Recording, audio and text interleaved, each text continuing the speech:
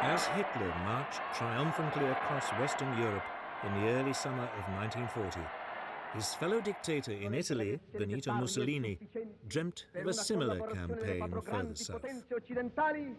Chiama il sangue principi che sorgono e che nascono e i principi che declinano, la vittoria è per noi, per i primi.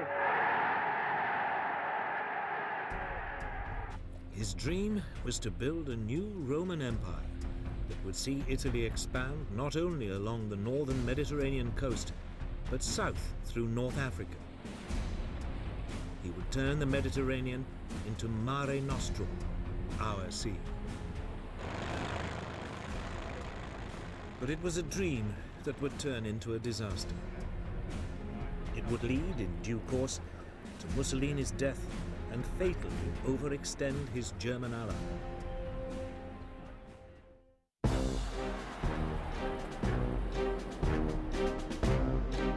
At the start of the war, Italy already controlled Libya and Abyssinia, Ethiopia today. Mussolini calculated that if he could take British-controlled Egypt and Sudan, he would be able to create a huge swathe of Italian-controlled territory. It looked like an easy campaign. Italy had 10 times more troops in the region than Britain.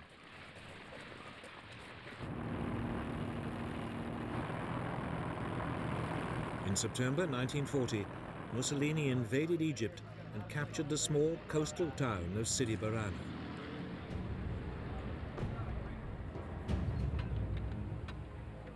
There, the Italians stopped and dug in.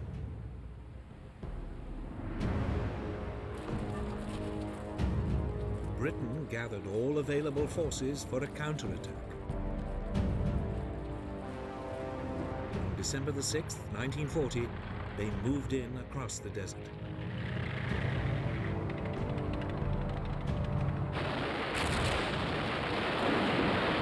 Just 4 days later, they overran the Italian defenses.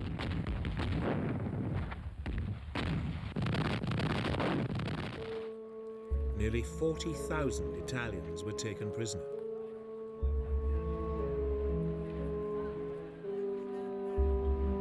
It was the first sign that the Italian army was in poor fighting shape. The remainder of the defeated Italians retreated back across the Libyan border.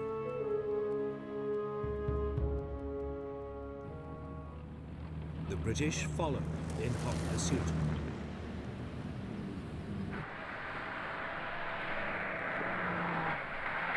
In barely a month, the Western Desert Force, as it was called, had advanced almost 600 miles across Libya.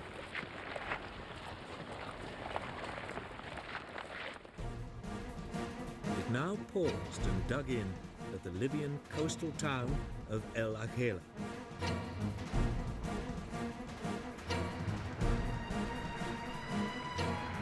Almost half of Italy's Libyan empire had been seized and over 100,000 Italian troops taken prisoner.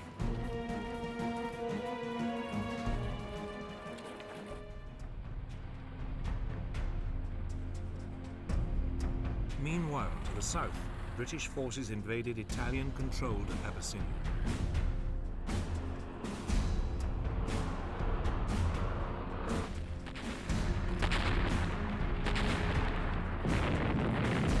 The fighting lasted for nearly 12 months. The rugged terrain made communications and transport difficult. But in the end, the Italians were forced to surrender.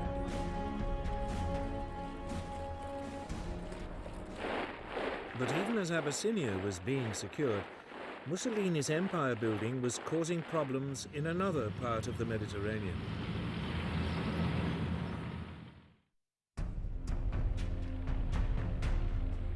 Nearly 2 years earlier, in April 1939, as part of his plan for a new Roman Empire, Mussolini had occupied Albania.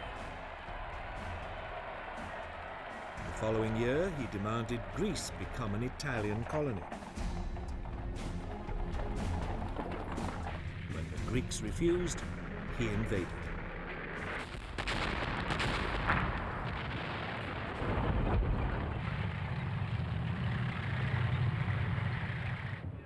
The Greeks were outnumbered more than 2 to 1, but they swiftly turned back the Italian advance.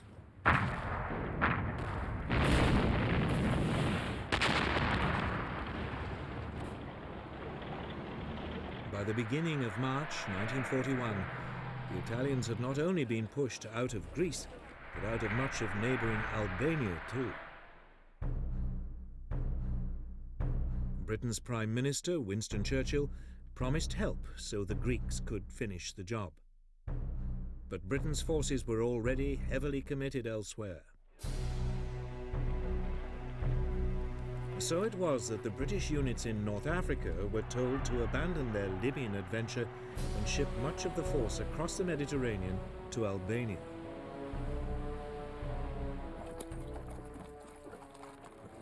As the Italian troops were now pushed back, Mussolini's Balkan ambitions fell apart. The Italians were in deep trouble.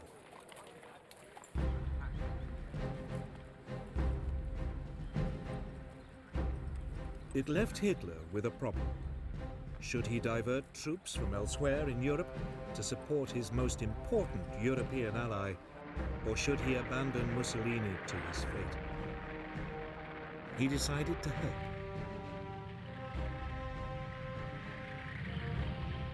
In April 1941, over 500,000 German troops swept down into Yugoslavia and Greece.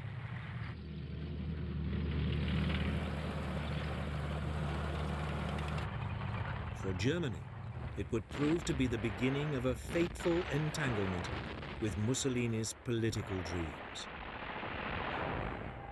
But at first, all went well.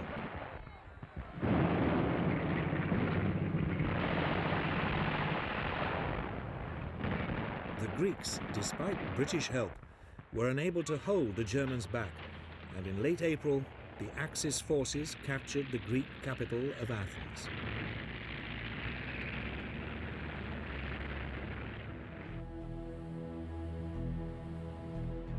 Some 30,000 men were evacuated to the British-controlled island of Crete.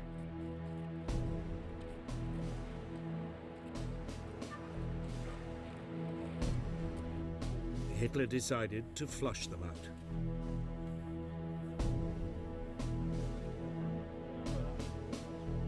He had at his command some 22,000 parachute and glider-borne troops, backed up by 150 Stuka dive bombers. The landings began at first light on May the 20th.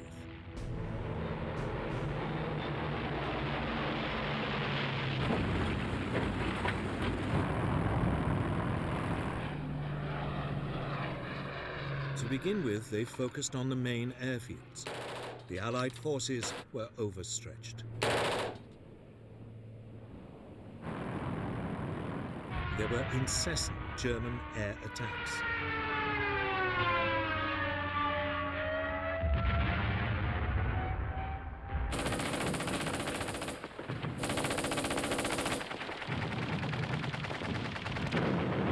The Germans soon captured the airfields and began to fly in reinforcements.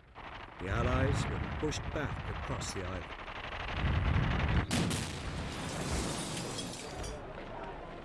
2 weeks later, it was all over.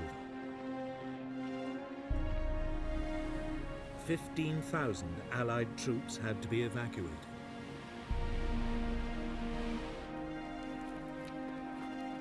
A further 18,000 were taken prisoner.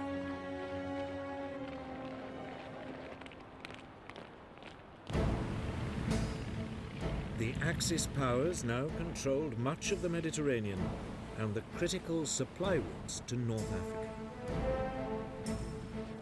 It looked as though Hitler's decision to support Mussolini had paid off.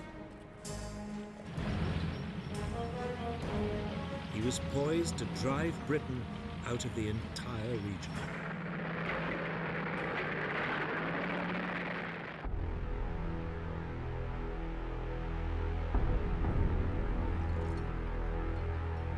In February 1941, a junior German general arrived at the Libyan port of Tripoli.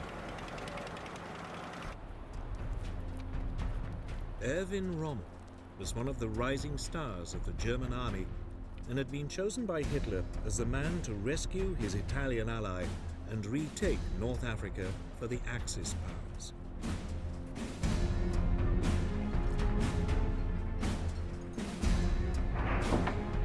The first units of his Africa Corps were soon landing. Some 16,000 men and over 100 tanks had been diverted from the European front. The Axis forces rapidly outnumbered the British troops, depleted by the war in Greece and Crete.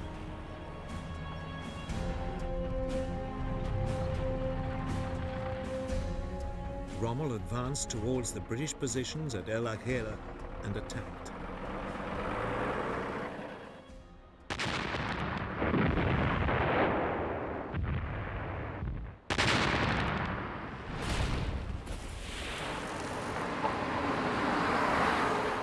As the British fell back, Rommel pursued them. In a matter of weeks, the Allied soldiers had been pushed all the way back to the Egyptian border.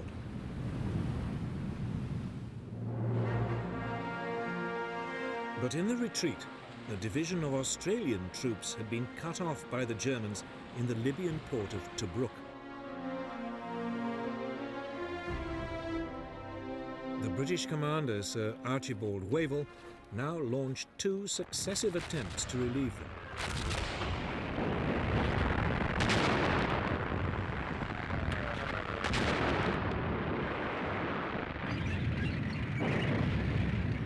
Both were fought off by Rommel's now well-encamped troops. The Germans massively outgunned the British. Their 88mm anti-aircraft guns, when used against tanks, far outranged the British. Moreover, Rommel took advantage of the wide-open landscape to drive his tanks around the British forces, outflanking them time and time again. It would become his trademark tactic.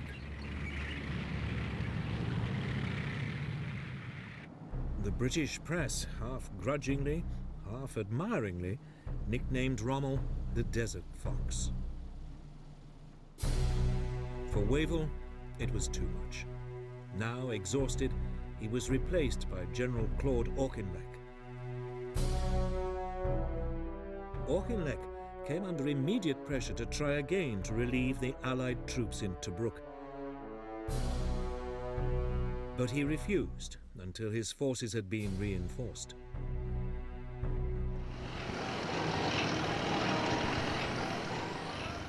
Then, on November the 18th, 1941, he launched a major assault.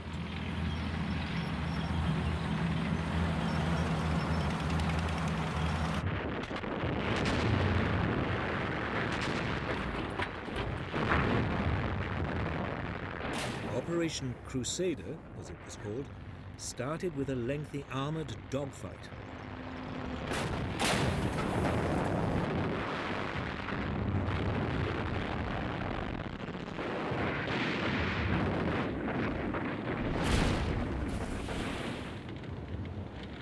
Again, the British tanks suffered heavy casualties.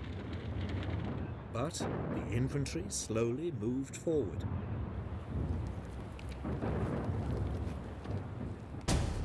Finally, after a month of confused fighting, Rommel retreated. Tobruk had been relieved. The Axis units fell back along the coast, all the way to their starting point at El Aghera.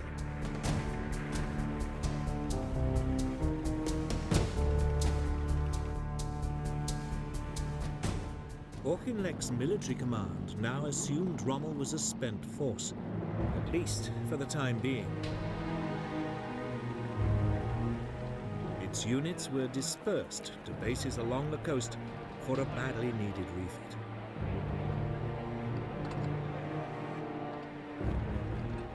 it was a mistake.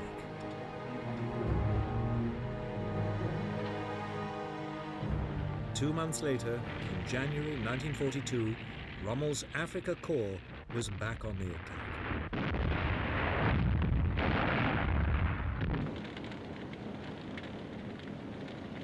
It quickly brushed aside the forward units of a now unprepared British army. The chase along the coast of Africa began all over again.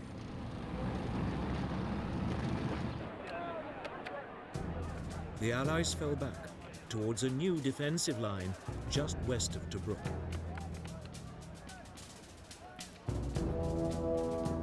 Here, a series of defensive positions, known as the Gazala Line, were constructed. Rommel attacked it at the end of May 1942.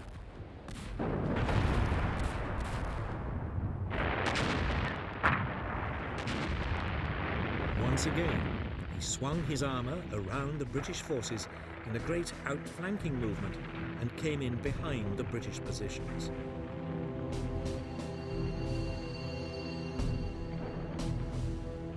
But this time the British were prepared for it and tried in turn to outflank Rommel.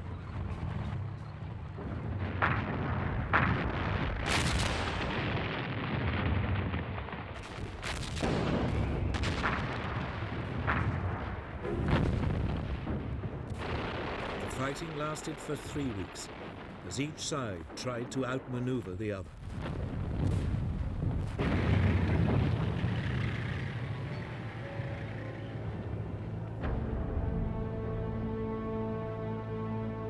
Eventually, the British were forced to retreat. 3 days later, the Germans overran the Allied positions. Rommel pressed home his advantage.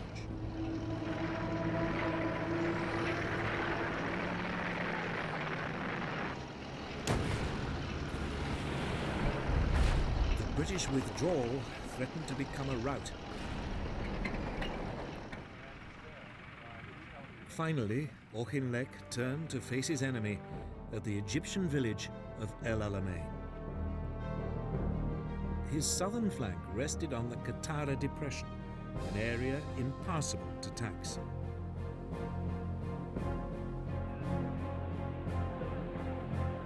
On July the 1st, 1942, Rommel attacked again.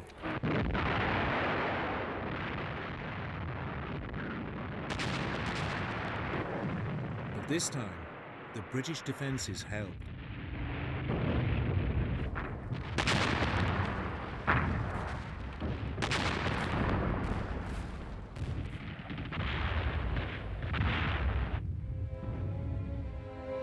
Rommel, with his supply lines stretched and now seriously short of fuel, was forced to give up.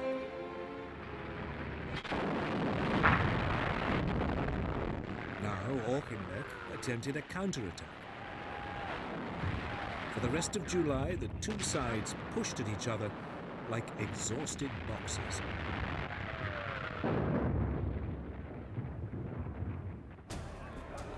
Churchill was furious at the lack of British progress and now visited Egypt.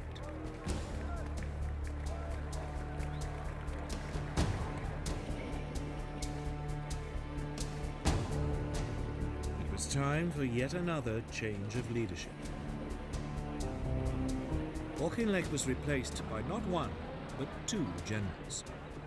General Harold Alexander as Commander-in-Chief near East, and General Bernard Montgomery as Commander of 8th Army.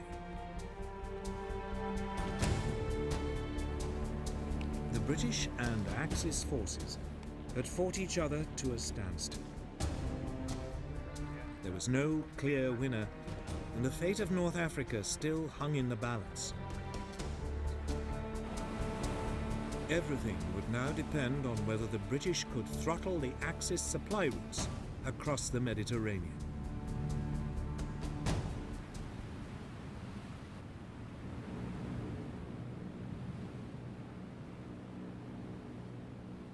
For the first months of World War II, the Allies had enjoyed unchallenged control of the Mediterranean Sea.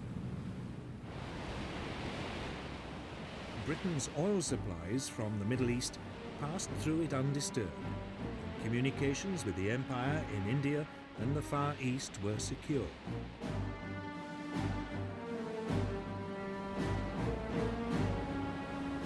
Italy's entry into the war changed all that. Its naval fleet was modern and well equipped. The Italians now concentrated their fire on the strategically crucial British-controlled island of Malta. The island was an important refueling base for British submarines and aircraft in the eastern Mediterranean. It had become the centre for Royal Navy attacks on Italian and German supply convoys to North Africa.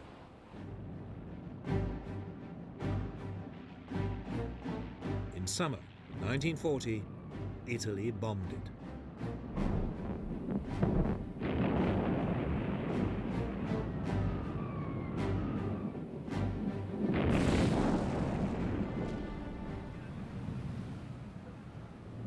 It was the beginning of a 2-year assault, which would inflict terrible suffering on the island's population.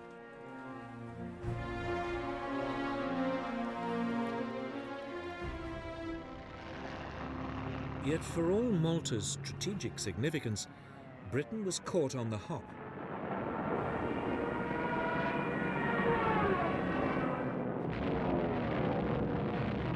There were no fighter aircraft on the island to beat off the attacks.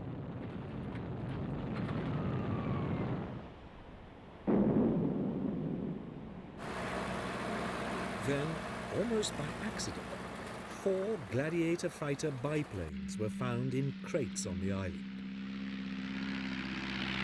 They were hastily assembled.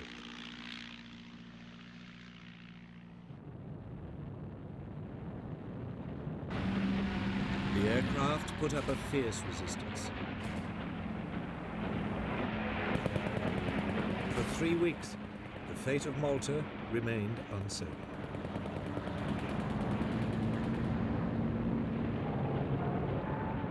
Then, finally, British fighter reinforcements arrived, and the Italian bombers were temporarily beaten off.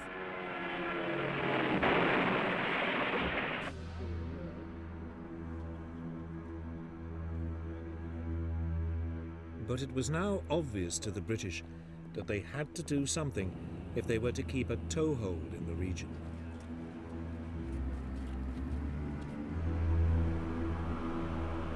That winter, Britain launched what it hoped would be a knockout blow against the Italian Navy.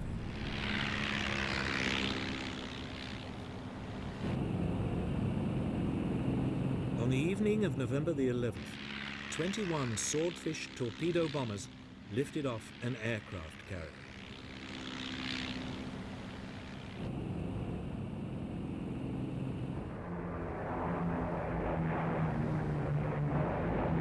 They swept in on the Italian fleet, anchored in its base at Taranto.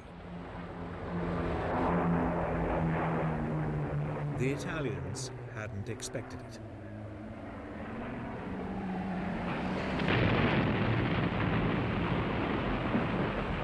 Three of Italy's 6 battleships were crippled.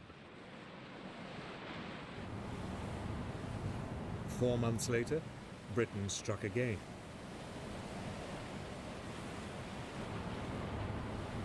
The Italian fleet was again caught off guard off the coast of Greece.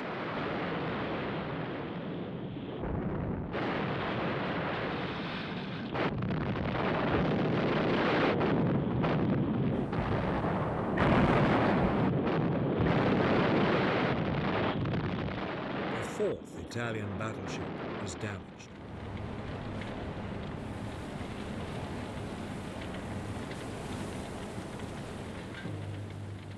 Mussolini's challenge to the British Navy was finished.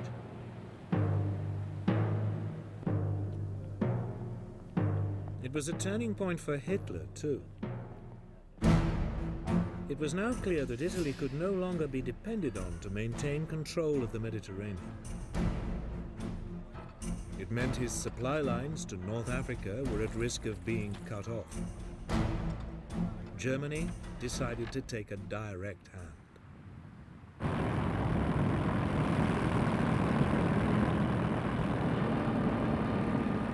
In early 1941, the Luftwaffe bombed Malta.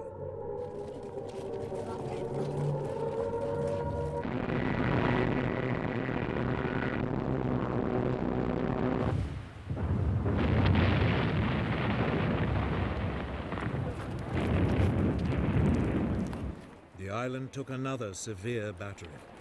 The attacks continued, month after month.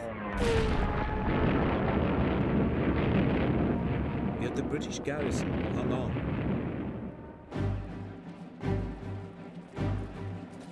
During an interlude in the German bombardment in autumn 1941, it even managed to step up its attacks on the Axis supply convoys to North Africa.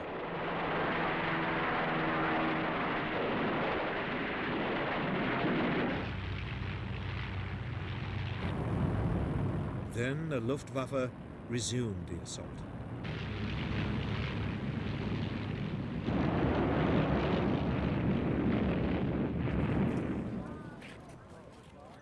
But despite the battering, the people of Malta held on.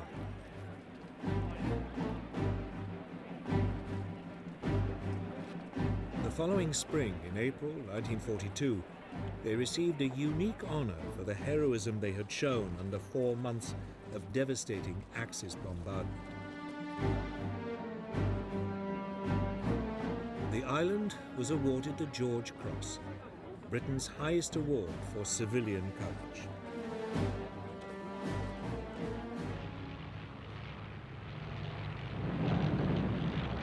But by the summer of 1942, Malta was running short of supplies and ammunition. In mid-June, the British Navy sent convoys from Gibraltar and Egypt to relieve it.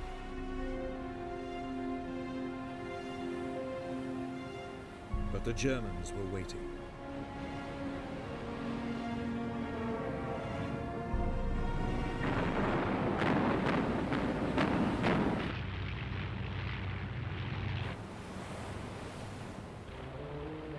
Just 2 of the 17 ships got through.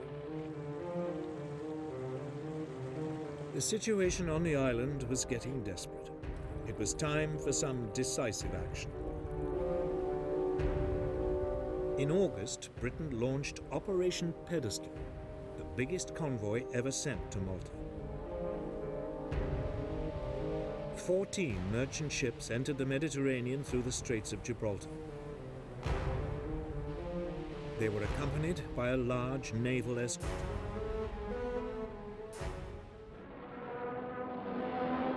Almost immediately, they ran into German opposition.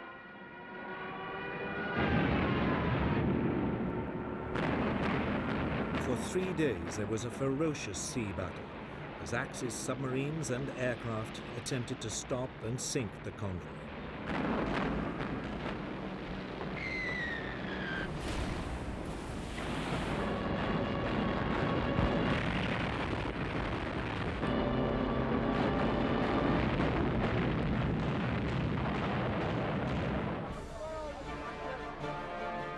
Finally, on the 4th day, 5 of the British merchant ships made it into port.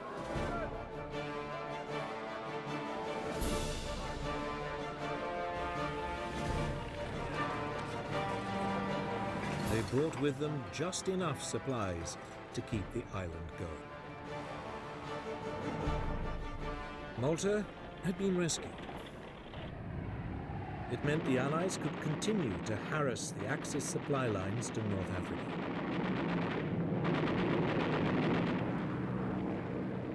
It was a strategic advantage that would prove crucial to future events in the region.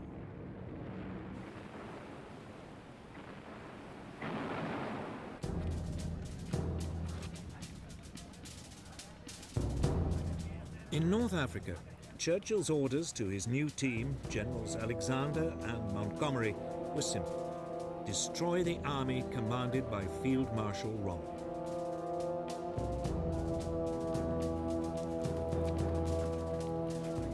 Almost immediately they were informed by the team that had broken Germany's Enigma code that Rommel was preparing to attack them.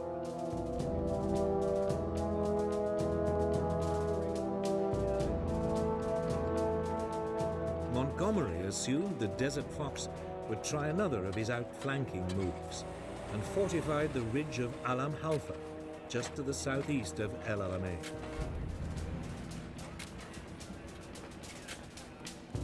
It was, he hoped, the rock on which the Axis forces would be broken.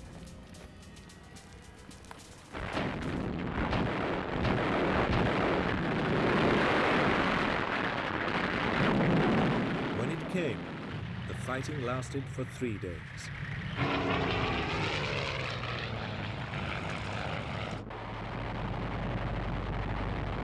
This time, Allied ground forces were helped by air power. The RAF played havoc with the advancing German tanks.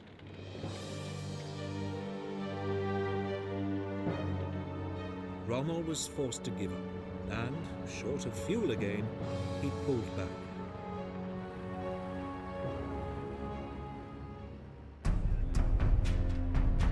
It was now Rommel's turn to dig in. He chose a line between the impassable sand sea of the Qattara Depression and the Mediterranean coast.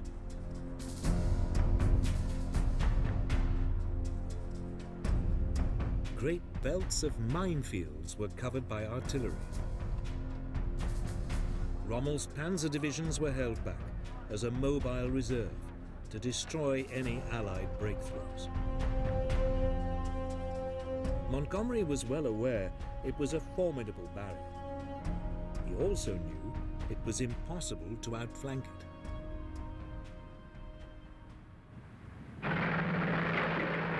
His only option was to punch his way directly through the middle of the Axis defenses.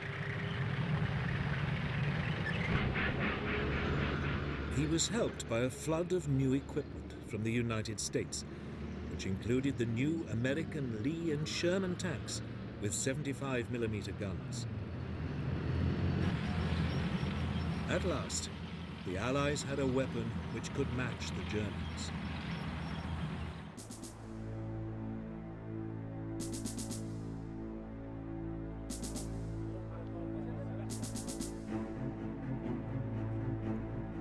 Finally, on the evening of October the 23rd, 1942, the British opened up an artillery bombardment on Rommel's positions. The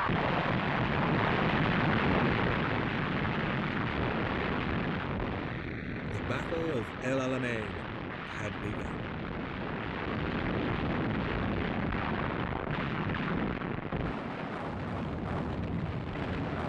Under cover of the bombardment, Allied engineers moved forward to clear paths through the Axis minefields.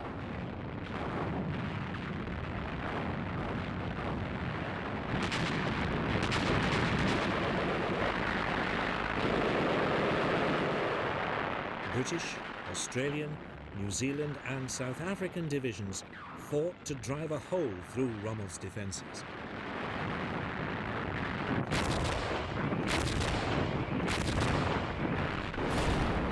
Rommel's artillery took a terrible toll. Casualties mounted on both sides.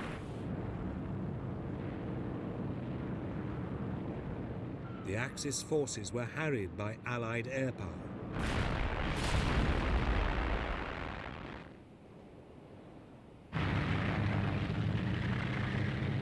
Finally, after 10 days of fighting, the Allied forces broke through.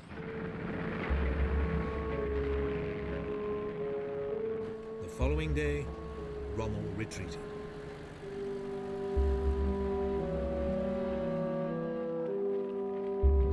It was Germany's first major defeat at the hands of the Western Allies. Churchill was triumphant. Ah, this is not the end. It is not even the beginning of the end. But it is perhaps the end of the beginning.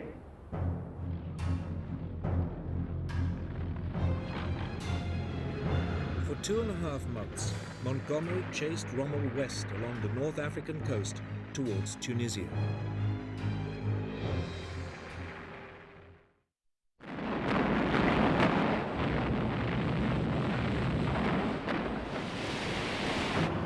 Meanwhile, an Anglo-American force had landed 1,000 miles to his rear in French North Africa, Morocco and Algeria today.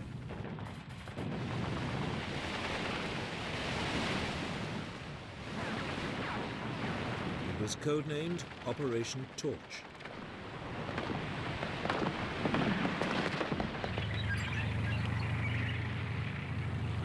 The Allied First Army was soon moving eastwards towards Tunisia.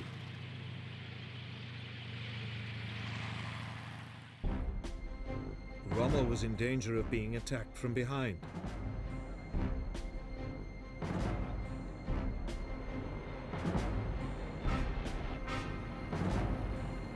Over the next few days, the Germans flew in tens of thousands of troops from Europe to save Rommel and shore up the German position in North Africa.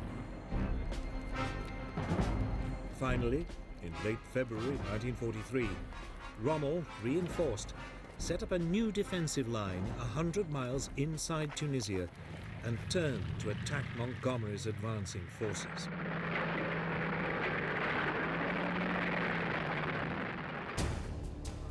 But Montgomery had been forewarned by the Enigma codebreakers, and his troops were waiting as the German tanks rolled forward.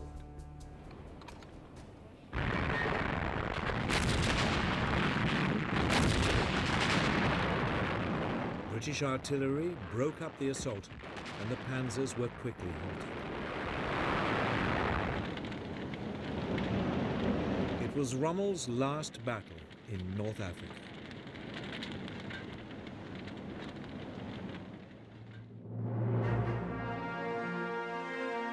He now returned to Germany to beg Hitler to abandon the North African campaign. But Hitler refused.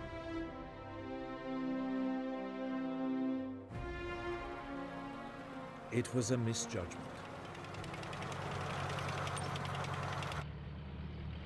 As Montgomery's 8th Army now pushed up from the south, the Anglo-American First Army squeezed in from the west.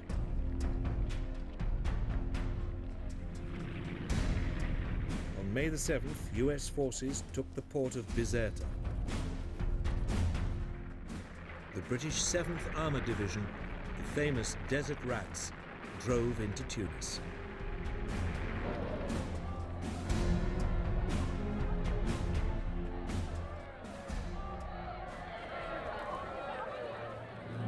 The Allies' pincer closed, and the Axis troops were trapped. 5 days later, 250,000 German and Italian soldiers surrendered. It was more than twice the number that had surrendered at Stalingrad 4 months earlier. For Germany, it was another momentous disaster. The following day, the British Regional Commander-in-Chief, General Harold Alexander, signalled Winston Churchill, "Sir, it is my duty to report that all enemy resistance has ceased. We are the masters of the North African shores."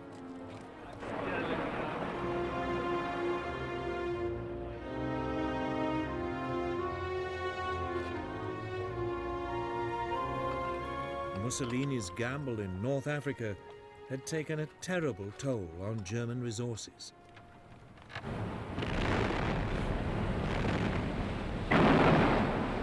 It was about to have even more serious consequences for both him and Germany.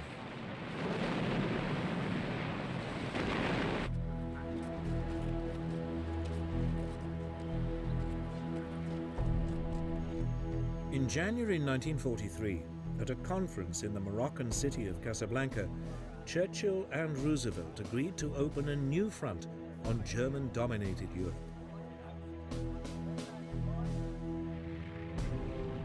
The obvious target was Italy, seriously weakened by its North African failures. The only question was, where should the invasion begin? Should the route go via Sardinia or Sicily?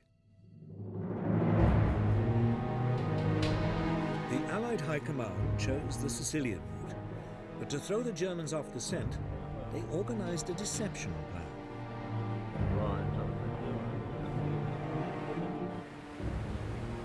Operation Mincemeat was launched. A corpse was dropped off the shores of Spain carrying false papers. When it was washed ashore in May 1943, the papers passed to the Germans, they revealed that the Allies would pretend to attack Sicily, but that their real target was Sardinia.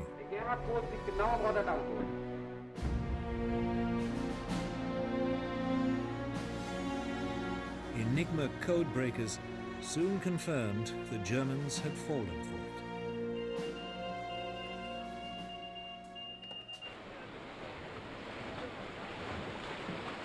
Six weeks later, the British 8th Army, under Montgomery, landed in the southeast corner of Sicily.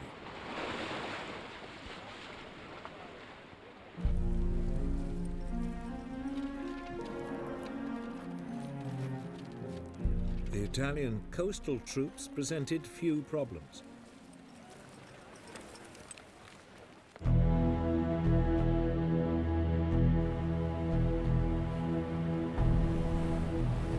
Further west, the US 7th Army landed in the Gulf of Gela.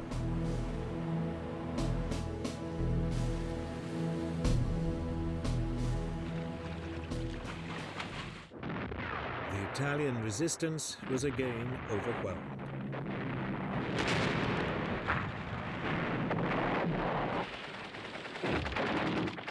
For the Italian people, the invasion of Sicily was the final humiliation.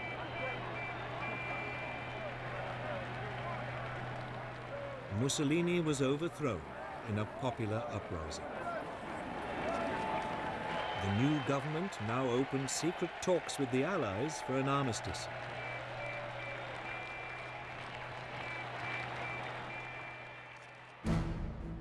For Hitler, it was another nightmare.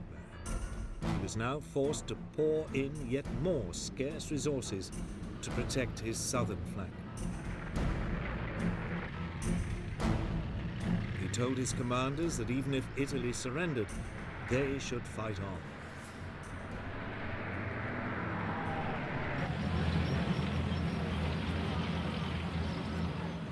Within 5 weeks, the Germans had been pushed out of Sicily.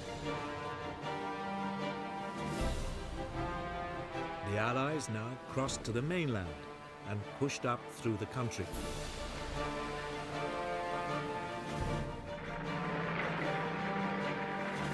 US troops moved up the west side. British troops moved up the east.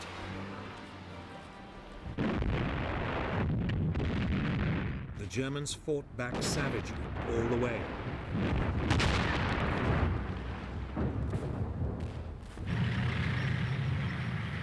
Even so, Naples fell to the Allies on October the 1st, 1943.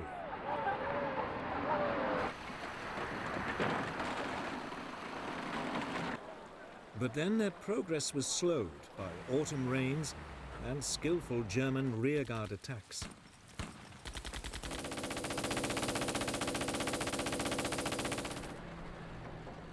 It was not until the end of November that Allied forces finally reached the Gustav Line, the first of a series of German defensive positions cutting across Italy.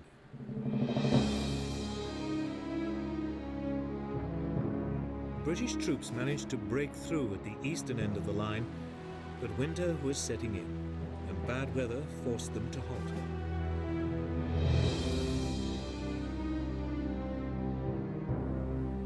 Nevertheless, in the west, US forces attempted to outflank the German defenses by taking to the sea.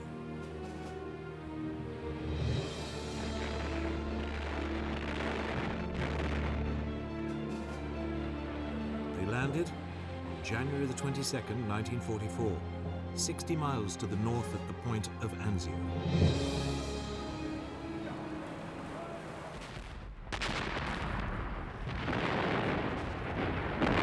But here, amidst fierce fighting, they were pinned down and nearly driven back into the sea.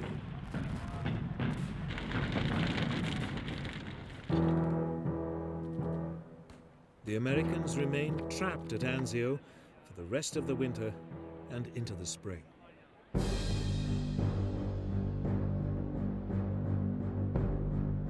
Meanwhile, in the center of Italy, the key to breaking the Gustav Line was the towering Monte Cassino mountain complex.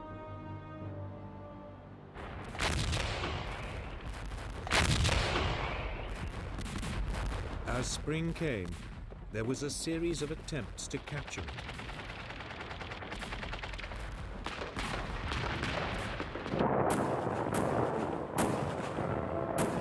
Each assault failed.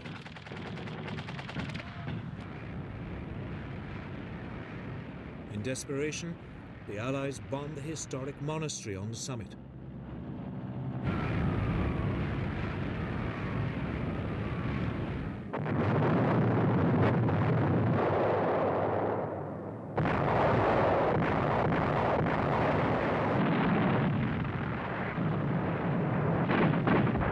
But the Germans hung on.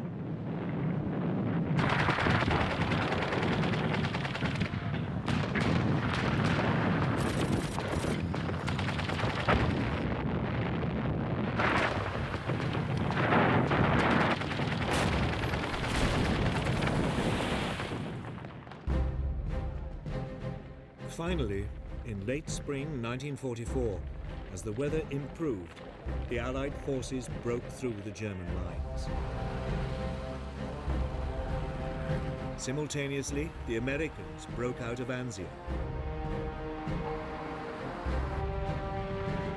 The Allied forces now moved swiftly north to Rome.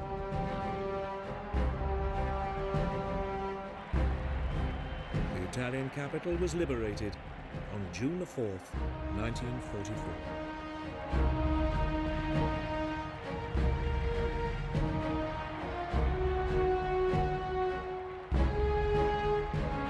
For Hitler, it was another blow. He was now hanging on to Italy by his fingernails.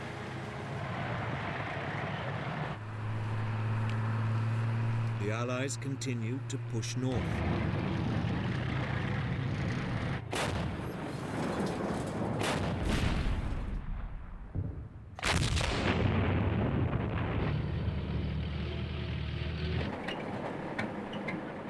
The German defenders finally fell back to the formidable Gothic line, just north of Florence.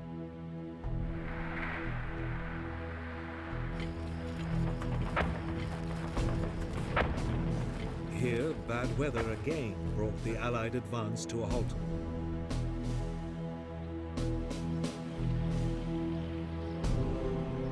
It wouldn't be until the spring of 1945 that the campaign could resume and Italy was finally won.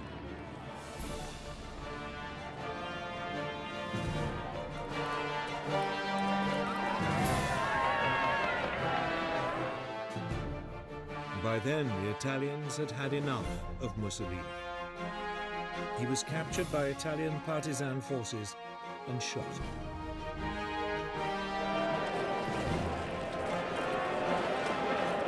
His corpse was hung by its heels in Milan.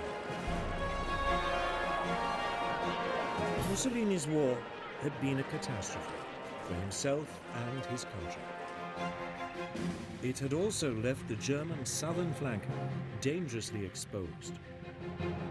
The German army was now overcommitted, short of troops, and retreating on all fronts.